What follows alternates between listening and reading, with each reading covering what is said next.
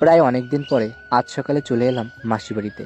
আসলেই ঘর ভাঙার পরের থেকে অনেক মানসিক চাপের মধ্যে রয়েছি, সেই কারণে ভিডিও পোস্ট করতে পারছি না এবং বিভিন্ন কাজ করতেও অনেক দেরি হচ্ছে। তাই ভাবলাম যাই কোথাও থেকে ঘুরে আসি, এতে বোধহয় মনও ভালো লাগবে এবং তারই সঙ্গে নিজেকে অনেক সতেজ করতে পারবো। সব কিছুর মধ্যে নিজেকেও একটু ঠিক রাখতে হবে, নিজের জন্য নিজেকে একটু সময় দিতে হবে। তাই ভাবলাম কোথায় আর যাব, মাসি বাড়িতে চলে এলাম। মাসিরা তখন চা খাচ্ছিল, তাই আমরাও চা মুড়ি খেয়ে চলে এলাম মাসিদের ছাদ বাগানে। দেখো, এই গাছগুলো বসিয়েছিলাম। দেখো বিভিন্ন গাছে কত বিভিন্ন রকমের ফুল ফুটেছে, দেখতে কিন্তু বেশ ভালো লাগছে। যখন গাছগুলো কেনা হয়েছিল তখন তেমন ফুল ছিল না, এখন আস্তে আস্তে ফুল ফুটছে, গাছগুলো দেখতেও বেশ ভালো লাগছে। এই গাছের ফুলটা সব থেকে বেশি ভালো লাগছে, তাই না? আচ্ছা, এই গাছটার দাম কত তোমরা কেউ বলতে পারবে? তারপর মাসি ডেকে বলল, দুধ দিয়ে লাউ রান্না করেছি, আয় খেয়ে যা। আমি ছোট থাকতে মা একবার রান্না করেছিল এই দুধ দিয়ে লাউ, তারপরে আর খাওয়া হয়নি। মাসির হাতে খেলাম, সত্যি বেশ ভালো লাগলো। তারপর মাসি বলল কি রান্না করব বুঝতে পারছি না। তখন আমি মাসিকে বললাম, চলো তাহলে মাঠের থেকে কিছু শাক তুলে নিয়ে আসি। আসলেই গ্রামে বসবাস করলে এটাই একটা সুবিধা, যে যখন তখন যদি রান্না করার মতো কিছু না থাকে, মাঠে গিয়ে কিছু পরিমাণে শাক নিয়ে আসলে রান্না করার মতো হয়ে যায়। তাই মাসিদের বাড়ির কাছেই এই কলাবাগানে দেখতে পেলাম কিছু বালি শাক। সেই মতো আমি এবং মাসি গিয়ে সেই বালি শাকগুলো তুলে নিয়ে আসলাম। এই শাকগুলোই যদি সবজিওয়ালা কাকুর কাছে কিনতে যাই প্রায় 10 টাকা মতো আটি হবে। যাই হোক, মাসি বাড়ির এখানে তো খুব ভালোই পাওয়া যায়, তবে আমাদের ওইখানে একটু খোঁজাখুঁজি করতে হয়, না হলে পাওয়াই যায় না। তারপর মাসি খেতে রাখলো। সেই বালি শাক ভাজা আর একটা নিরামিষ তরকারি রান্না করেছে। সেই মতো আমরা সবাই বসে সেই খাবারটাই খাচ্ছিলাম। আমরা যেহেতু একটা জায়গায় যাব, সেই মতো মাসি কিছু মাংস কিনে নিয়ে আসতে বলেছিল, তাই আমি এবং শুভ গিয়ে সে মাংস কিনে এনেছিলাম। তোমরা হয়তো ভাবছো কোথায় যাব।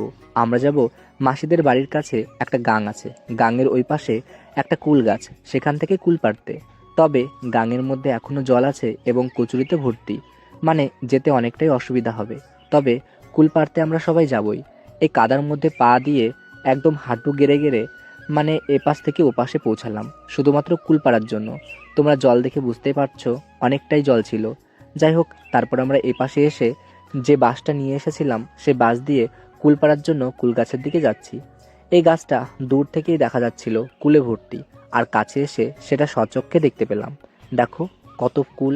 সামনে থেকে যদি এই কুল গাছগুলো রাস্তার পাশে হতো, সবাই কিন্তু পেরে খেতে পারতো।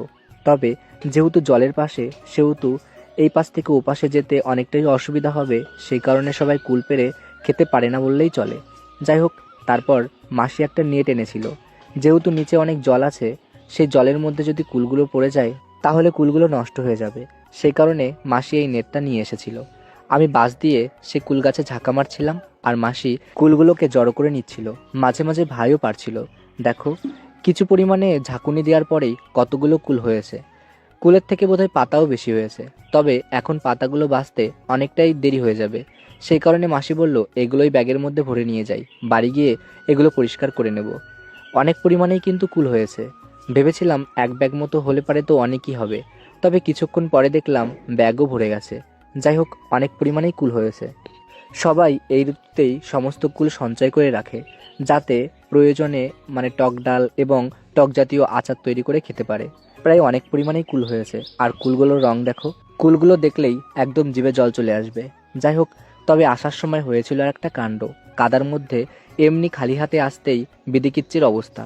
তারপর আবার এক ব্যাগ কুল, মাসির মশারির মধ্যেও কুল, ভাই আবার বাস ধরে যাচ্ছে। আসতে কিন্তু অনেকটাই সমস্যা হয়েছিল, কারণ কাদার মধ্যে দিয়ে আসতে হয়েছিল। তারপর বাড়ি ফিরে মাসি বলল, এখন এই কুলগুলো ঝাড়লে হবে না, এগুলো ছাদে বসে শুকাতে দেবে, তাহলে পাতাগুলো এমনি এমনি আলাদা হয়ে যাবে। যাই হোক, তারপর এই ছাদের মধ্যে দিয়ে উপরে উপরে যতগুলো পাতা পরিষ্কার করা যায় সেগুলোই পরিষ্কার করছিলাম। তারই মধ্যে আমি মাসিকে বললাম, মাসি এই পাকা পাকা কিছু কুল মাখাও। এবারে তেমন কুল মাখা খাওয়া হয়নি। মাসি বলল, তাহলে কোনগুলো দিয়ে কুল মাখা খাবি সেগুলো বেছে দে, তারপর আমি কুল মাখাচ্ছি। আমি পাকা পাকা কিছু কুল ভালো করে বেছে মাসিকে দিলাম, আর মাসি সেগুলোই কুল মাখাচ্ছে। আর ভাই দেখো কি করছে, গাছগুলোতে জল দিতেই ব্যস্ত। মাসি দেখো পাকা কুলগুলো হাত দিয়েই মাখাতে ব্যস্ত। তারপর মাসিদের বিলাতি ধনিয়া পাতা এবং লেবু পাতা দিয়ে কুল মেখে দিল। সত্যি একটু খাটুনি হয়েছে, তবে সারা সময়টা বেশ আনন্দের মধ্যে কাটিয়েছি।